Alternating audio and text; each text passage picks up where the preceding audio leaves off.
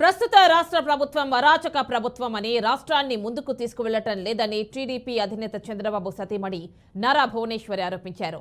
వైజాగ్లో 25,000 కిలోల గంజాయి దొరికిందని, యువకులు గంజాయి సేవించి నాశనమవుతున్నారని అన్నారు. నిజం గెలవాలి అనే కార్యక్రమంతో ఏలూరు జిల్లా మక్కినవారిగూడెంలో భువనేశ్వరి పర్యటించారు. చంద్రబాబు అరెస్ట్ సమయంలో గుండె నొప్పితో మరణించిన అబ్బదాసరి కృష్ణ కుటుంబాన్ని ఆమె పరామర్శించి మాట్లాడారు. చంద్రబాబు తన కుటుంబం గురించి ఆలోచించరని, ఎప్పుడు కార్యకర్తల గురించి ఆలోచిస్తారని భువనేశ్వరి అన్నారు.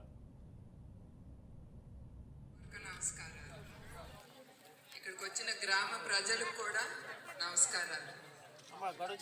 తర్వాత మీ అందరికీ తెలుసు, మన తెలుగుదేశం పార్టీ ఎవరు స్థాపించారండి? మొదలుపెట్టింది ఎవరు చెప్పండి మీరు? నందమూరి తారక రామారావు గారు. మన తెలుగు చెమట నుంచి పుట్టుకొచ్చింది ఈ తెలుగుదేశం పార్టీ. ఆయన మెయిన్గా పేద ప్రజలకి ఆయన కిలో 2 రూపాయలు బియ్యం తీసుకొచ్చిన ఘనత ఆయనకే దక్కింది. అదే కాదు, పేద ప్రజల్ని ఎప్పుడు ఆయన మనసులో ఉండేవారు. అట్లానే వాళ్ళకి అంత సహాయం కూడా చేశారు.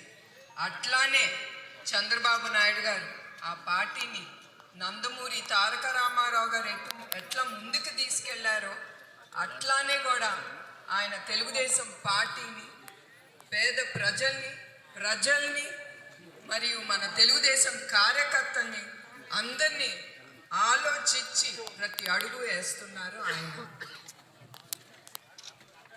తర్వాత ఇప్పుడు వచ్చిన ప్రభుత్వం మీ అందరికీ తెలుసు, అరాచకాలే వాళ్ళు చేసేది. రాష్ట్రాన్ని ముందు తీసుకెళ్దామని ఆలోచనే లేదు.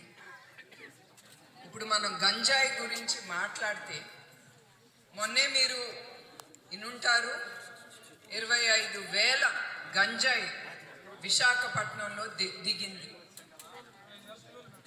25,000 కిలోలు అంటే ఎన్ని లక్షల కోట్లు దాని విలువ మీరు చూడాలి, ఆలోచించాలి.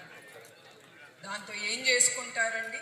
ఆ డబ్బుని వాళ్ళు ప్యాలెస్లు కట్టుకుంటారు, వాళ్ళ పొట్టలు నింపుకుంటారు, ప్రజల్ని తప్పుడు దారికి తీసుకెళ్తారు. అదే కాదు, ఆ గంజాయితో యువకుల్ని, ఆడపిల్లల్ని కూడా